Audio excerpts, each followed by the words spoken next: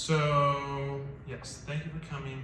Thank you for being able to host this. And thanks to the Psychology Club. And thanks to our tech people again. Everyone who kind of made this possible. This is a topic I'm very passionate about, and I've spent a lot of free time, and I hope to kind of educate more people in the future on this. Hi, welcome in, welcome. Just sit at a table with some people at it.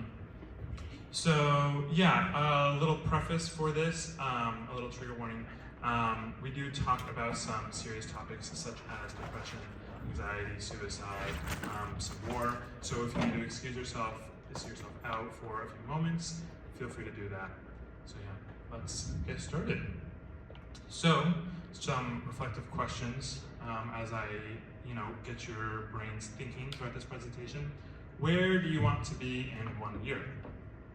Where do you want to be in 5 years? 10 years? 20 years? 2 whole decades? That's a long time. I ask these questions because typically people think, oh, well, I want to be in a job and I want to have a family and be successful in my job. But people don't typically think about their friendships and their relationships and how they kind of want to view those, right? And as we're about to see, these human connections are extremely pivotal in everything that we do. So, another thing that I like to use / replace in modern terms is the replacement of mental health with mental fitness. What I mean by this is that mental health is kind of finite and it is short-term thinking, whereas mental fitness speaks to the journey, right? So someone can be fit, right, and they can have a bad day, they can have an off day, they're not, immune to just eating a bunch of donuts one day or just sleeping in, right? But they can still be fit. So same thing with mental fitness, it speaks to that journey. Similarly, with mental fitness, you don't necessarily claim mental disorders. For example, you don't say that I have depression or I am depressed. You say that you experience depression and depressive thoughts. The rationale behind this, right, is that you are more than just things that label you, and it speaks to that kind of journey of experiencing these thoughts and emotions and feelings, right? So you wouldn't say I am cold, I have sick, right? Like I am experiencing sickness, I'm sick, kind of that thing. So right, instead of saying my mental health is good, that's kind of a snapshot. You'd say my mental health, but my mental fitness is doing good. So I want you all to think of your happiest and proudest moments. Just think about that to yourself. Share with your table in just about 60 seconds what those kinds of things were like for you. What your happiest, proudest moments. It doesn't have to be the biggest ones, just something that you think is super fun. Go ahead.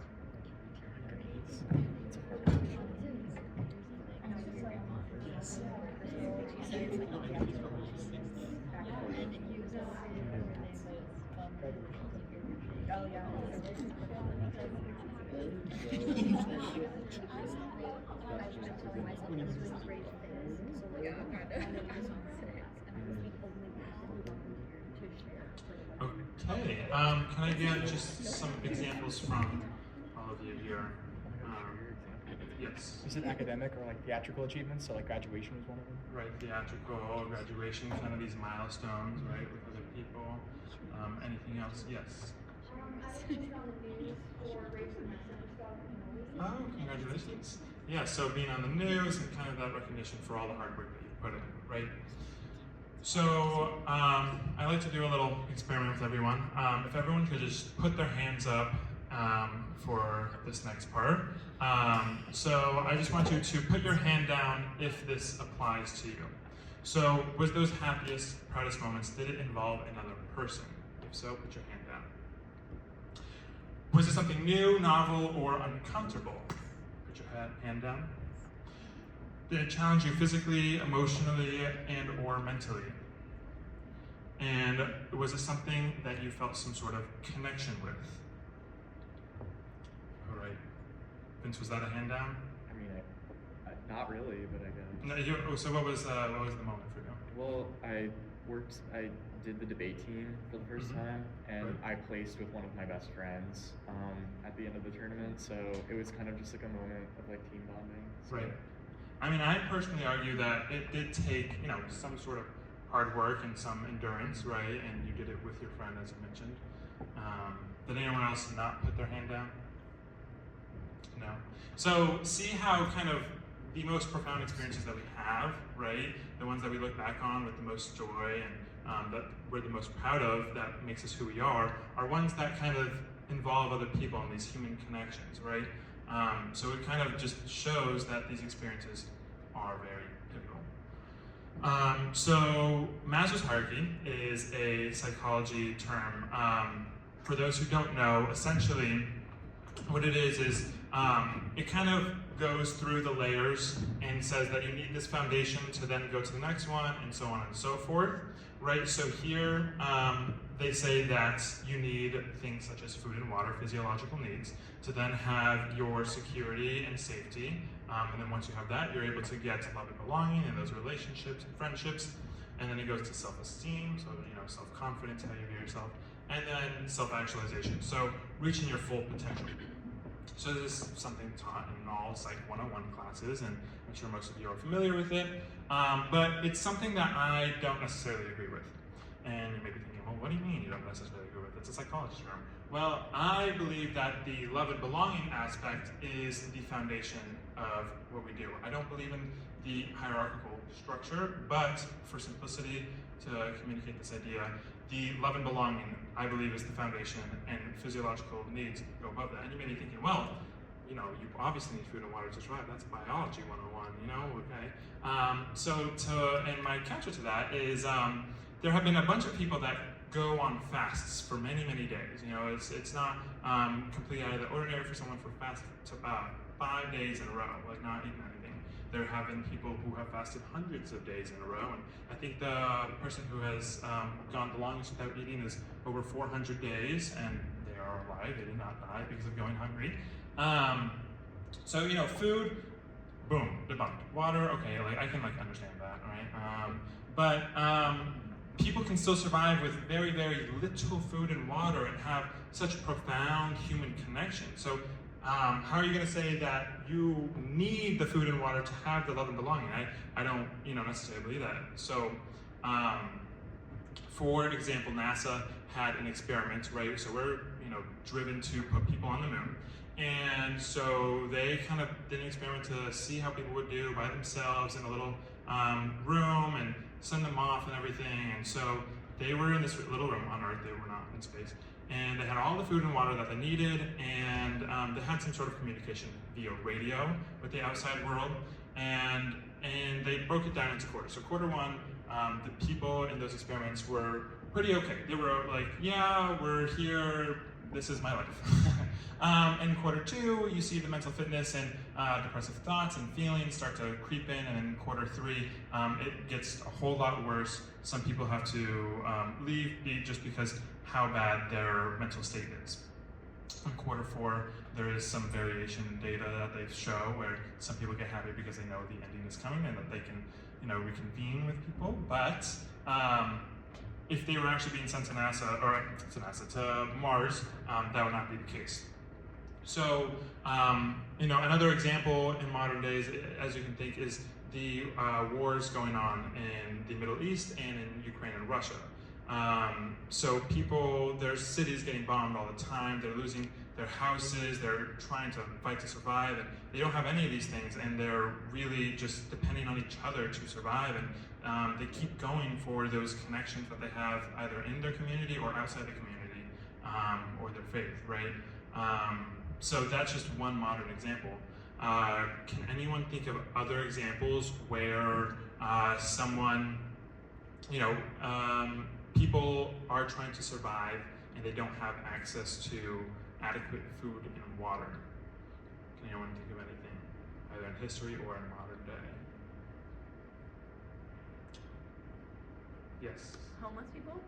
Homeless people is good, right? So something interesting in my own life. So here in the United States, it's, you know, not the prettiest sight to see. Like people experiencing homelessness. It kind of makes you feel sad. But they continue living. They have their little communities where they kind of live for each other, and you do see people who are experiencing homelessness also have higher rates of addiction to kind of cope with those isolation and addiction. And then when I was referencing my personal experience, so I am Brazilian and I've gone to Brazil several times, and I've seen people on the streets who are homeless, who are having the time of their lives, and they're laughing, talking to the store merchant, or just people on the streets because they know them, right? And they have those social connections, and even though they're homeless, they can still have a happy life because they know these people and they're with these people. Great. Another example might be the Holocaust. So for example, when people were in concentration camps, right? I just think, like, how can someone survive, right? Well, if you're eating bread and just a little bit of soup every day, and you're being tortured every day, and you see people die all around you, and a lot of stories that have been told, right, are because they had either family on the outside or on the inside that they were trying to survive, or they were trying to stick with their faith, right? And so it kind of speaks to this picture of this love and connection aspect, right? So other things that kind of prove that this relationship is the foundation, there have been studies, right, done on people with more money. You may be thinking, well, if I had money, I could buy experiences, and experiences could make me happy. And to which I'll give you some room there, right? It's a little true. There's a study done with money and relationship with happiness, and it is a little proportional, right? So the more money you have, the more happiness you have, but that really plateaus at $75,000 a year. And it differs per region, right? But that's around the area where no more money can buy more happiness. And it makes sense. You see people who are millionaires and people who are extremely famous who die by suicide and die by depression or addiction because they have these feelings of loneliness and isolation that it's just terrible to cope with, right? Other things that kind of speak to this, relating more in general concepts of psychology, is, depression starts with the feeling of loneliness and isolation. And addiction, people are kind of numbing some sort of pain or some sort of emotion for the most part. And they rely on these substances or have these irrational thought patterns because they don't have people in their life, and they don't feel as though they can trust and confide in other people. So it creates a pretty, problematic way to live, and makes all of that just not healthy.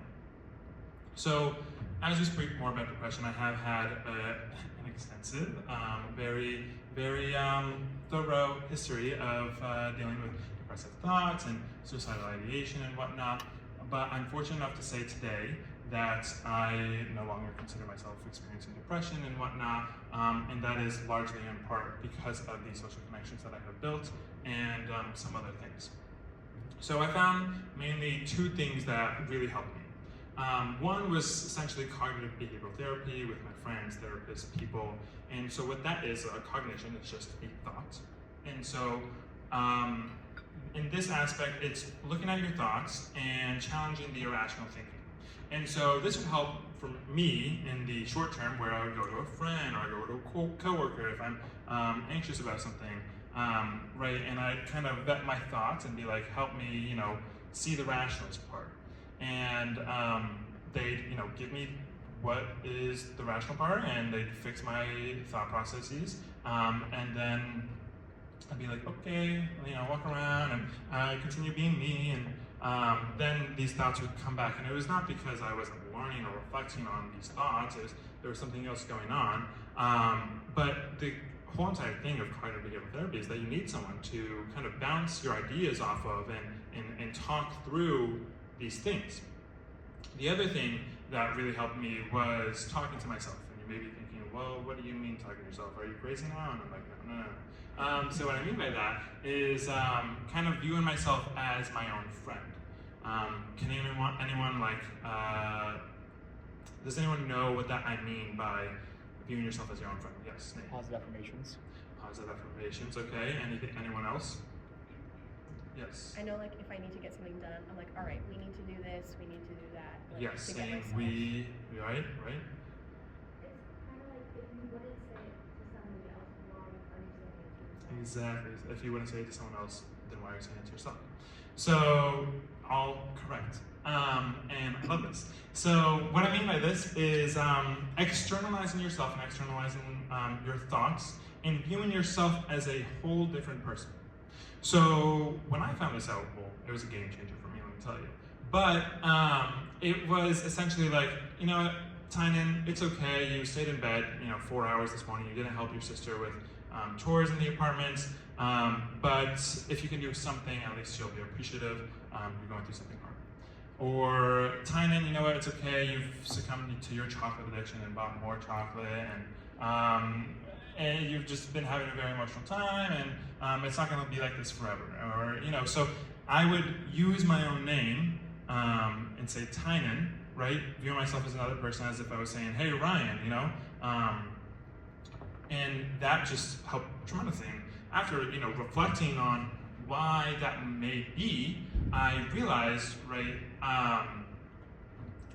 when we think of ourselves, we can think of ourselves as either our biggest enemy or our best friend. Most of us view ourselves as our biggest enemy, and it is just an unhealthy lifestyle. People ask, like, well, would you say that to another person? No, of course not. Not even on my worst enemy would I say half the things that I say to myself, right? And so externalizing those thoughts and viewing yourself as another person is just another way to kind of validate yourself and show yourself that you do deserve the kind, compassionate care that you give to other people in the world, right? And so it makes sense why, this works for me and it can work for other people as well. It speaks to feeling that loneliness and isolation and really supporting yourself. And I say this because a lot of the things I talk about is having those human connections with other people, but you also have to have that human connection with yourself, right? There's the duality of helping yourself to help others and helping others to help yourself. Though you can help as many people in the world that you like. I know I did, as I tried to, right? But because I didn't like myself, it was all kind of disingenuous, and it was all more so geared towards just kind of trying to fill some sort of hole and build that human connection that I didn't have, right? So again, I'm not an expert in anything. I am an undergrad. We are all an undergrad, right? And I don't discard people who have, biological and neurological ways of their brain chemistry and their brain pattern creating symptoms and physiological things that would imitate depression, though I am saying that more often than not, these types of disorders they can stem from social issues and can be solved via human connections, right?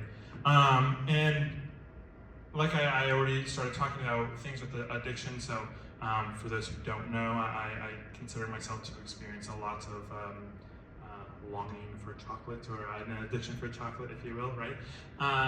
And so I don't know if it's neurological or what, but I do know that it was a lot of emotional eating. It was a lot of filling a void, and just whenever I felt stressed or I felt lonely and all that stuff, like I would always go to chocolate. I didn't know this at the time. It was through reflection and everything, and I'm proud to say I'm over 400 days sober.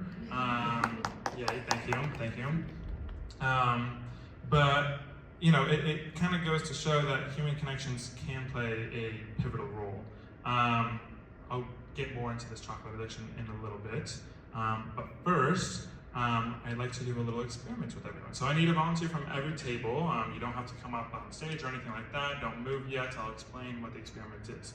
So what I would like the one volunteer to do, go to the opposite side of the table, close your eyes and shut your ears like this, right? And everyone else on the table is just gonna huddle up tell those jokes that you have in your back pocket. Talk about, you know, what's been going good this week, things that you're looking forward to or are happy about, having a good time laughing, right? Meanwhile, the one person is going to be eyes closed, ears plugged. If you guys could do that, and then I'll let you know to tap the person with their eyes closed and ears plugged, so that we can come back. Yeah, so you guys go ahead, decide who wants to volunteer and do all that stuff, and yeah, go right ahead. I can do it. I'll happily do it. Tynan, you said go to the opposite side of the table? Yes, Or like opposite go side like of the over table. there. Oh, so over here. Yes. Away from Yeah, we can just laugh and have a good time.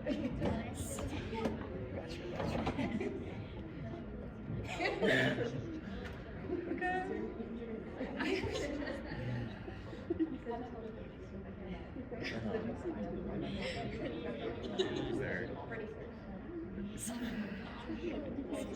Close your eyes. Who's there?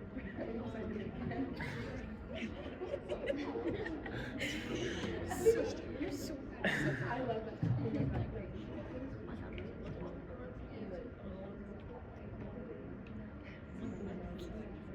Speed trivia. Yes, there was a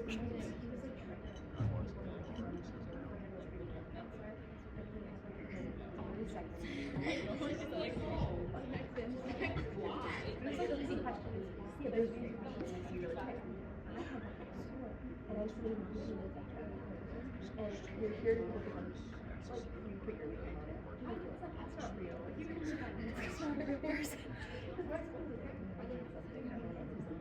Wow.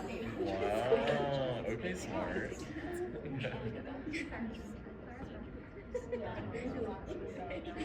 Well, I'm blessed to be in your residence. Alright, so you can tap the lovely volunteers on the shoulder. And tell them to come Hey, back. come back. Thank you so much, lovely volunteers. You can go.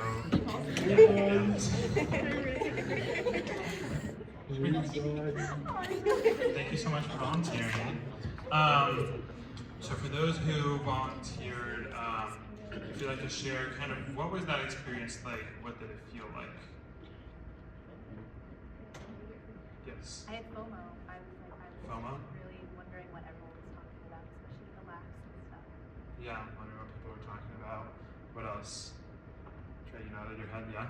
Yeah, I'm going off that. Like, you hear stuff, but like, you can't clearly distinguish what they're exactly saying. So you're like wanting to know what they're saying and if they're talking about you and like what everything is being mentioned.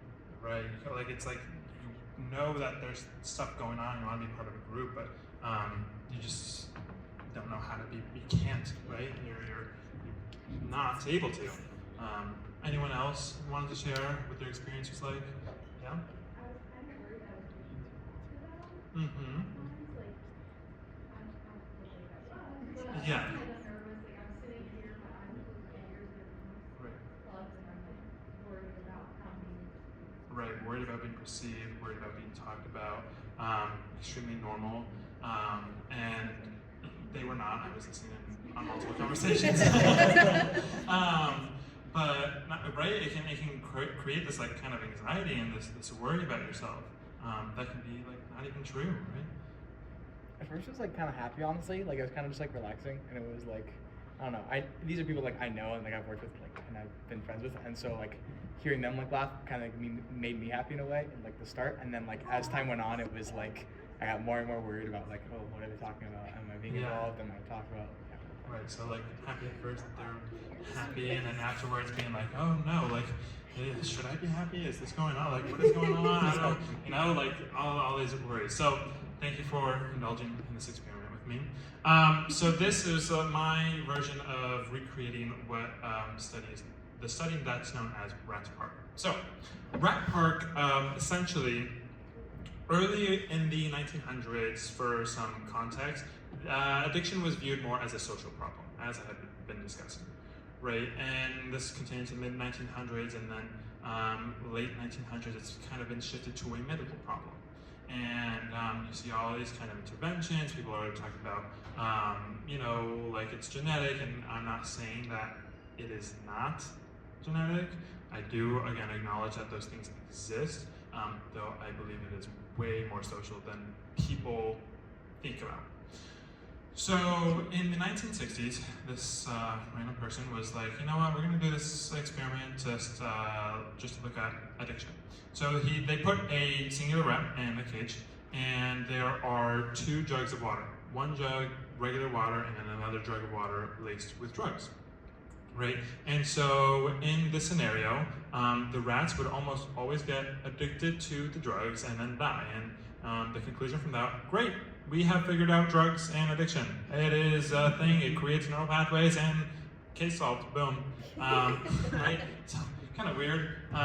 Bruce Alexander is another researcher. He came in about a decade later in the 1970s, and he looked at that study and was like, I don't think that really makes sense. Like, if I was in a cage by myself, I'd probably keep doing drugs until I die. Like, there's nothing else to do, and I don't know anyone, and I'm lonely, and I don't have a hope of the future, right? I don't know how long I'm going to be here. So he recreated the study, and he did what was called Rat Park. So in Rat Park, it was a bigger cage. There were many rats, and there were a bunch of toys and things for the rats to do. Same thing with the water, though. There was one jug of water, just regular water, and another jug of water laced with drugs. This is like a tongue twister. And so what ended up happening in that scenario was that almost none of the rats were addicted to the water laced with drugs. And there was, in the article, it said that like around 20% used it, but it was like on the occasion just for funsies, right? But no one was severely addicted and not a single rat died. So another step that Bruce Alexander did in this experiment was take rats that were by themselves in those cages and that were severely addicted to the water laced with drugs and put them into Rat Park to see how they would fare. What happened, which, big shocker, was that over the next coming days and weeks, those rats eventually did not have an addiction anymore and were part of that Rat Park community.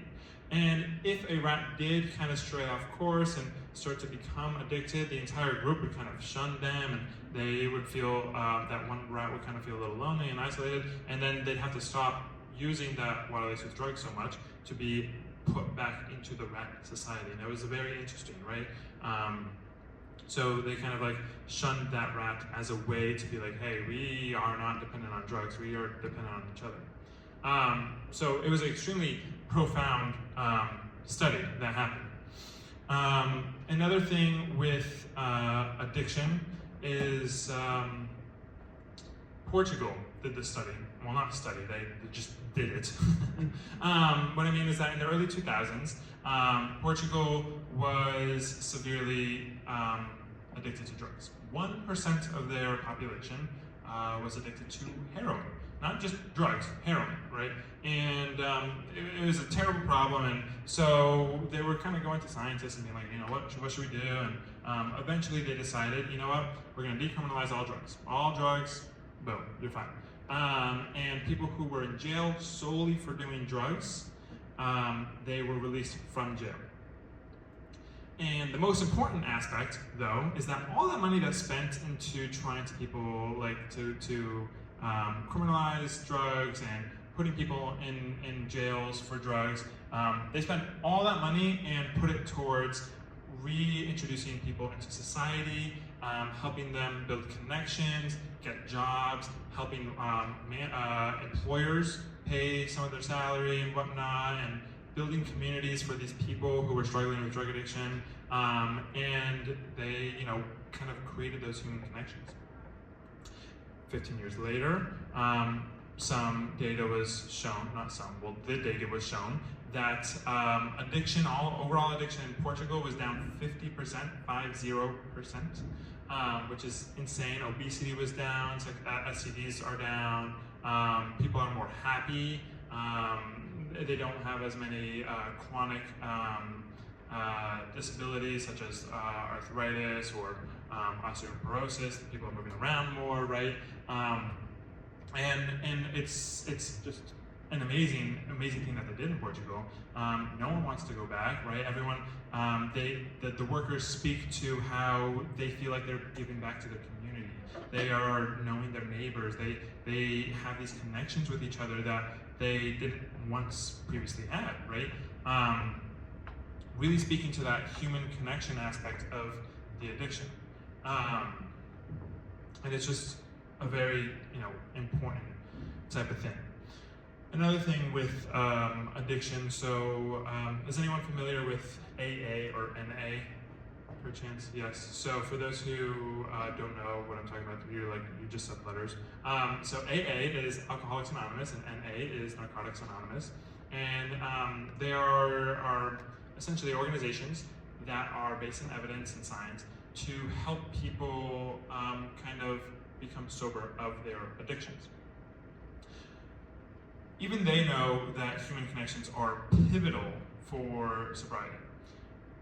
What I mean by that is there's been research done, so in these programs there's 12 steps. It's like 12 steps to AA or NA. And they know that if you master and complete 11 of the 12 steps, but not the 12th step, you're much more likely to succumb to the addiction again than if you were to complete that 12th step.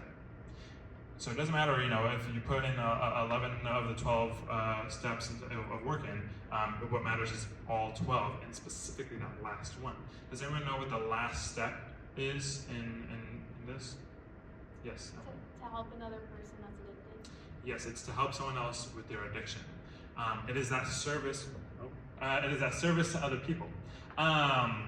And it really speaks to taking responsibility and accountability for the people in your community, the people around you, and really wanting to make them grow. That helps you. It's helping others and having that deep human connection, right? Not something superficial, not like, hey, here's some advice, go do it. No, it's truly, going with them through their struggles, understanding them as a person, and being involved in their life so that they can grow and sober up. And it's that human connection that really makes people kind of better, more holistic people and recover from their addictions, right? So as I've been talking, a lot of the things I've been talking about have been human connections, right? And you'd be like, well, I have so many friends. To which I'd be like, okay, yeah, but how deep are those connections, right? How much do you know your friends? And how deep do you go into your conversations, right? Do you just know people's names, majors, and graduation year, or do you know who they are? So some other things. You may be looking at these two people on the screen being like, what is going on? Why do I see two faces on me? If you don't know these two faces, this is Jeremy Renner. He's an actor. He's in the Marvel Cinematic Universe. He also does a whole bunch of other stuff. And Simone Biles, who is a U.S. Olympic gymnast. So, does anyone know what happened to Jeremy Renner January 1st of 2023? Yes, Trey. He was in a terrible accident with heavy machinery and ended up in the hospital. Correct. Yes. So he was run over by a snowplow, a 7-ton, that's 14,000-pound snowplow.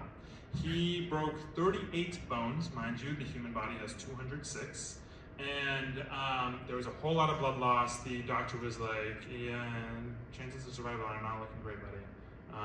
And well, he didn't say that to him because he was like unconscious, but and he also said like chances of walking are like slim, like not really that good. Fast forward just 1 year later, it's just a measly year, 365 days, and Jeremy Renner at the beginning of this year was already back on his feet, acting, working out, running around, picking up his daughters and everything. And it's like, what in the heck happened here? Like what's going on? Does anyone know what he attributed his recovery to? What is it now? I did not say that. Oh, yeah. I was gonna say, was it like social support? Yeah, so specifically, social support. It was specifically his daughter and his family.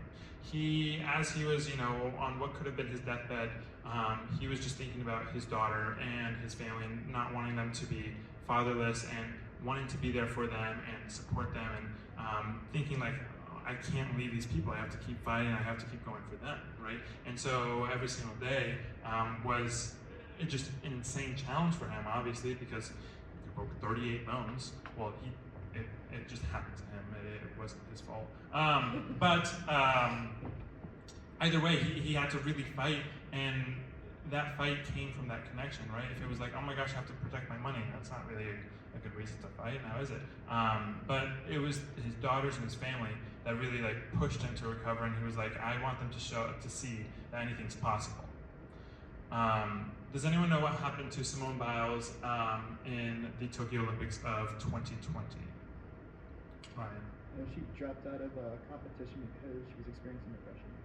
Yes, she dropped out of the competition because she was experiencing depression and a whole host of mental fitness things and mental disorders.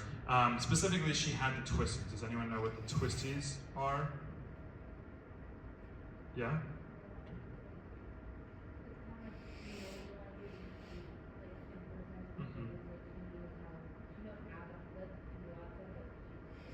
Right. Yeah, it's like you know what you want to do, but you can't. So specifically, the twisties is say like I'm spinning around, right, and then I like lose where I am. I'm like I don't know where I'm standing, right? Imagine that, but in the air. That is essentially the twisties, right? You know what you want to do. You're gonna go execute it, and while you're gonna go execute it, you just lose your place in the air. And the reason why that's so detrimental and that's so dangerous is because she's competing at an Olympic level. Right? And so you have to execute these moves like extremely precisely, because if not, you could land on your head or your neck and get paralyzed, even in terrible scenarios, die. Right? So it's extremely dangerous. And so she was experiencing this. So leading up to the 2020 Tokyo Olympics, she was already feeling isolated and a little down, and people would kind of really focus on her to be excellent at her craft. And then COVID really did not help. She didn't have the support of her family. She was lonely. She was isolated. And during the 2020 Tokyo Olympics, she made the good decision for herself and said, I have to step out for my mental sanity and to recover. And she took that time to spend with her friends and family and her teammates. Everyone online was like, is this the end? Is she over? Is it done, right? But she was just doing what was best for her. And so after that, after the Olympics, her teammates were like, you have to come back to the gym, you have to keep practicing, you have to show up. And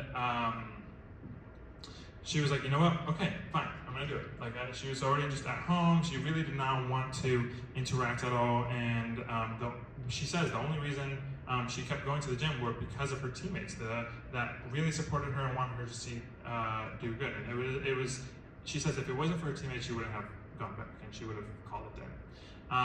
But day by day, week by week, month by month, Simone Biles eventually regained her confidence and went on to this past year's Olympics and got another move named after her because she's that good. And why is she that good? Because of her friendships and her supports around her that allowed her to recover and become the exceptional gymnast that she is today. Right. So we look at communities and what we're involved with, and we see that there's a lot of support. And some of you may be thinking, well, I'm in a bunch of things. I'm in theater, or I do this and that on campus. I'm in dance, I'm in the ASL club, and I still feel lonely, and I still feel like I have some depressive thoughts and whatnot. And there's still some things going on, and I have all these places for human connection. And to which my response to that is, as I alluded to earlier, is how many people in that club do you actually know why they're in that club and what their interests are and who they want to be when they grow up outside of their profession, right? So many times, their name. What were the three most common questions on this campus? Name, major, year. What does that tell you? Absolutely nothing. Cool, I know what your degree is going to be in and when you're going to get your degree. okay. I like to get to know people for who they are, what makes them tick, what are their ambitions, right? What are their fears, what are they scared of doing, what dream do they have that makes them so scared that they think it's impossible, right? So these things that really deepen and enrichen our connection with people, things that we don't necessarily think about and are too afraid to ask. And there's so much evidence to support that community involvement and this repetitive interaction with people, introducing them into our lives is beneficial. For example, there was this study done by Emily Durkheim, I believe is how you pronounce her last name, on people who go to church versus people who are atheists and do not go to church. So specifically, she looked at religions like Christianity and Catholicism. And what she found that people in those groups had lower levels of depression and anxiety than people who did not practice any sort of religion. And at first they're like, oh, interesting, what's going on here? So after some more investigation, after some more research, they found that people who were in these groups had lower levels of depression and anxiety because they had each other.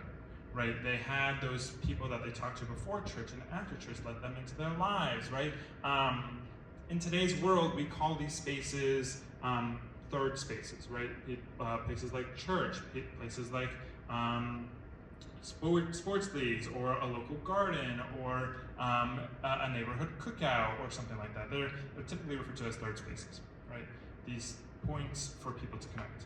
However, I hate that term, and I am renaming that term to connection points.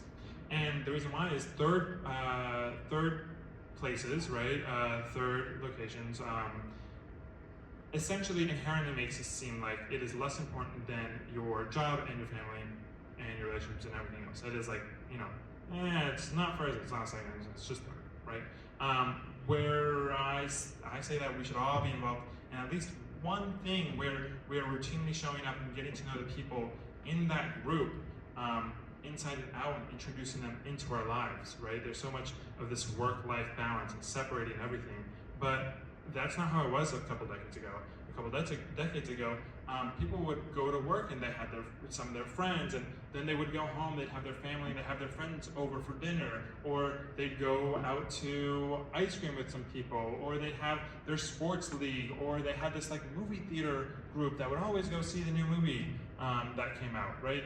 And so we've kind of lost those connection points in our society. We've become very siloed, very individualized, just completely alone. And that study done by Emily just also really shows that. Another one that kind of shows this is a study done on people who have cancer. So obviously chemo and surgery is like the best way to combat cancer, but after that, the best predictor of survival and remission and all that stuff are people who have quality friendships. So they did this study where every week people with cancer would meet, they'd convene, they'd talk about stuff, and they found that those people who would meet regularly on a week-by-week basis had higher rates, or they were better at combating against cancer, and they had higher survival rates.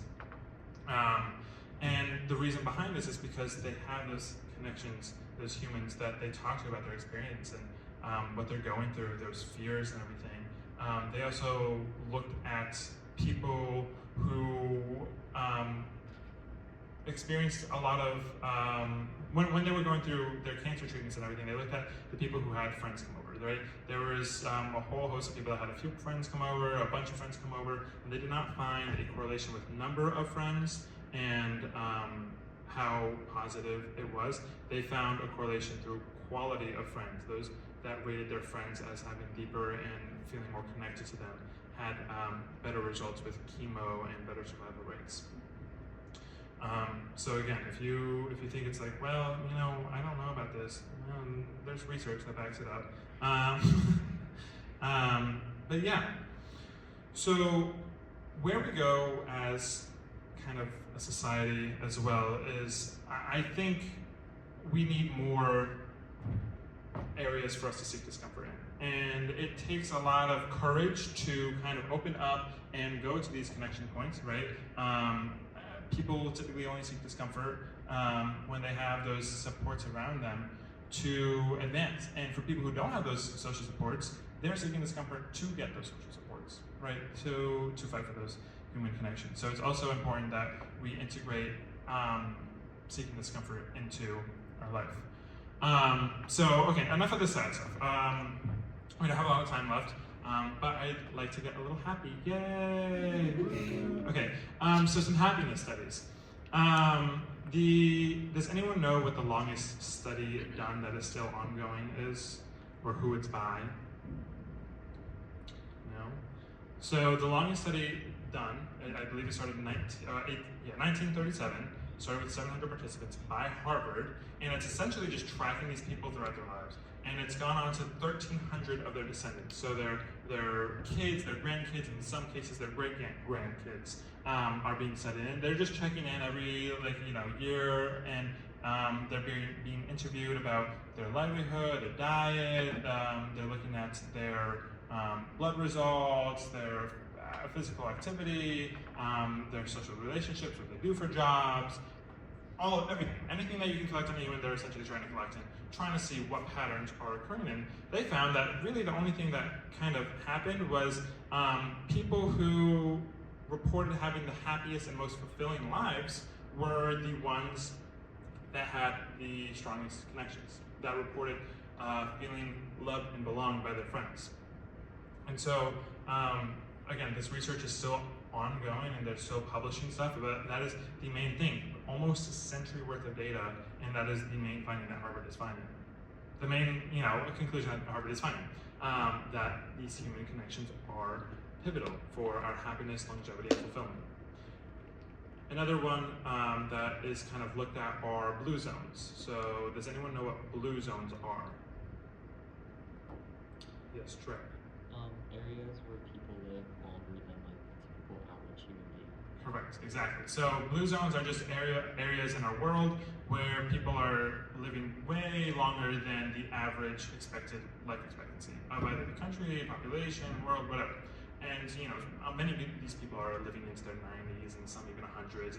And so obviously this piques researchers' curiosity. They're like, well, what's going on here? Like, what's happening in this little commune that everyone's like living so long in? So they really find one main thing, and that main thing is that these people who are living the longest have these connections with the other people in their village or their community, right? They are constantly looking for places to convene with others, to have a meal with others, to integrate them into our lives, right? And find ways to kind of have that society be part of their lives rather than they are in a society, right? So it's how are they benefiting the society and how do they interact with it? And another thing that they found was a lot of these people also had strong thigh muscles, and maybe thinking, what the actual heck? And it's because they would be walking around town. They would be going to go to a restaurant or going to a friend's house or walking and talking. And so, these blue zones are very important when it comes to understanding what makes people so happy and live so long, right? Another kind of study / studies is by this, I call him a researcher of research, Adam Grant. Though he has published, I believe, some stuff. So Adam Grant shows, he's seen that people in the NBA, the teams that give the most high fives before, during, and after, and throughout the season, actually improve the most than teams who have the best players of the year, right? So those teams, you're competing at such a high level that you kind of really need to perform well, and you need to perform well as a team. And so Adam Grant was like, those encouragements, those high fives, actually develop trust, because some people believe that if you're given a high five, it's very hard to have a negative thought, right? If you're high-fiving someone at the end of a game, like the opposite team, But even in your own team, if you're encouraging and supporting each other, you continuously outperform and trust each other more. So, comes to the conclusion. This is what I believe. I believe that we have to start with human connections, and everything else is a subset. Anything that we do starts here, everything else is a result of our human connections. So for people, I don't know if we have any, I don't think we have any people in the School of Business who are finance or accounting people, but some of those people, they're like, well, I don't have to worry about human connections. I do this thing, what's the use for me? I'd say that you do have a lot of human connections. If you're working for someone, right, like you have a company, you have a boss, you have to report to that boss, you have to communicate to that boss. You will have a family in your work as well. If you are crunching numbers for someone, then you have to understand who they are as a person, what their numbers are, what their goals are, and everything, and kind of deliver that in a way that makes sense to them. Everything that we do is literally shaped by human connections, and the best people in the world know this. Their leadership strategies are focused on trust and holistic strategies. So, like I said, with human connections, it's not just superficial stuff. A lot of the times we live in a world where we are so connected yet so isolated. We have technology, but we don't utilize it well. We have social media, but it creates a distorted perception of reality, right? We can send a text to someone across the world, but how well are we at maintaining those friendships? How well are we at maintaining those connections?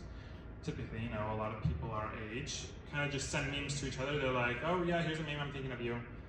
But what does that do? What does that say? There's nothing there. I mean, I'm not saying don't send memes because I think memes are good. Send me memes, thanks. But what I am saying is that's not sufficient to build and continue fostering those human connections that we want, right? And so we kind of need that intentionality, that uninterrupted intentionality. Can I borrow someone's phone real quick? Just as a little example. So another thing with this, and you may be thinking, oh, well, I have my friends, I have my connections, and I'm all good, is that we also need to form new connections and new relationships with people. Again, Adam Grant has shown, and this is also in business classes, where the teams that work the best are teams that are familiar with each other, but not too familiar and not too unfamiliar. Because there's this natural synergy. You're still discovering each other. You're working well. It's still novel. It's new. Everyone's getting creative, right? So it goes to show that continuously building your relationship is also important. So as I just delivered that last point, I've been holding Mackenzie's phone. Thank you so much. Do you feel like my attention is undividedly on you right now, just by me holding this phone? Like, no, it feels like, I'm holding this phone, and just by me holding the phone, it makes it feel like you do not have my full attention, right? Just the presence of a phone while I'm speaking shows the importance of technology in our lives and how we are kind of facilitating that. Did someone just put their phone away? Yeah. Again, I'm fine with it. Thank you, Mackenzie. But I just go to show, like, there have also been studies done on this where people feel more connected when there's no technology around them. So it's all about everything we do and how we do it goes to show how we interact with each other and everything. Everything has a reason, and everything stems from these human connections. That experiment, by the way, was done by Simon Sinek. Other things that Simon Sinek says that I think are extremely influential. So there's the notion of helping others so that they can help you, and helping yourself first before helping others. Raise your hand if you agree that helping others first is more important so that they can help you. Raise your hand if you agree with that. Okay? And raise your hand if you agree with the notion that you should help yourself first before helping others. All right, that's not everyone in the room. But anyways, so the answer to that, by not everyone in the room, I mean not everyone in the room responded to both questions, but that's okay.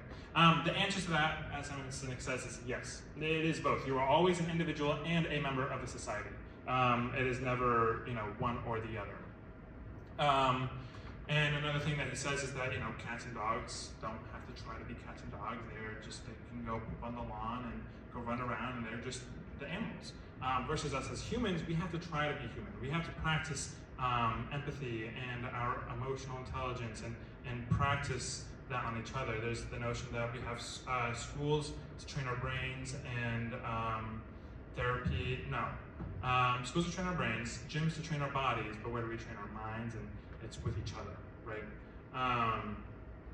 But yeah, so because I'm a big quote person, there's also some quotes that I'd like to read off for you, just as we go through here. What is right with you is more powerful than anything wrong with you. Love is giving someone the power to destroy you and trusting they won't use it. Listen to understand and don't fear to respond.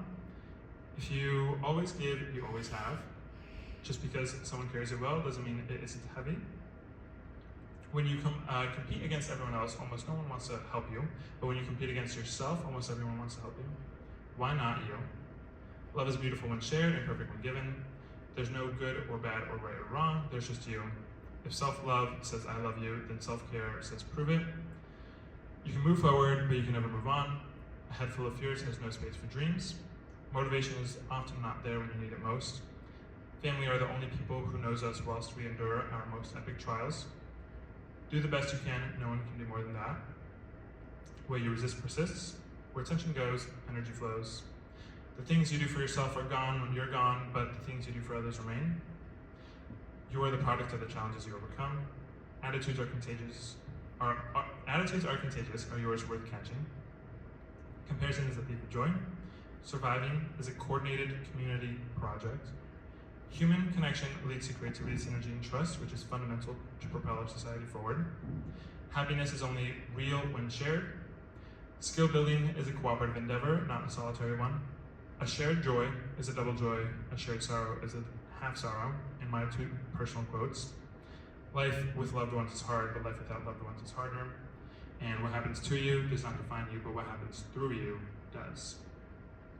So, thank you again for coming out. Some reflections just as you think about tonight, as you think about everything that I presented. What is something that you've done that you could have done alone? What is one change you can make today to prioritize your relationships? What have you reconsidered or realized? And who do you want to be? Wellbeing resources on campus. Thank you. Any questions?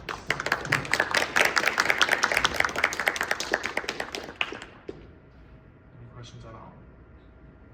Yes, Nate. When did that idea of mental fitness come into your mind? When did you start propelling that into your life? So I heard this actually on a podcast with Simon Sinek. I'm like, you know what? I actually like this. And he was speaking with someone, I believe it was a psychologist, and they were speaking about it. And so I kind of heard about this either late last year or early this year. And so I've kind of tried to change my own vernacular to mental fitness. And unbeknownst to me, when I went to go find, I came across this word about a year and a half ago. And then when I found my therapist from Pennsylvania, he has his own practice called mental fitness. I was like, oh my gosh, no way. So that's when. Any other questions? Okay, thank you so much. I have some pieces of paper with all the quotes for you all to take. Just again, if you want to think about them, reflect, think about how you want to be intentional with your relationships. I hope in the spring to do another presentation for what skills and techniques you can actually utilize to foster these deep, meaningful connections. So hopefully you will be there for that. And again, thank you so much for coming out. And good night.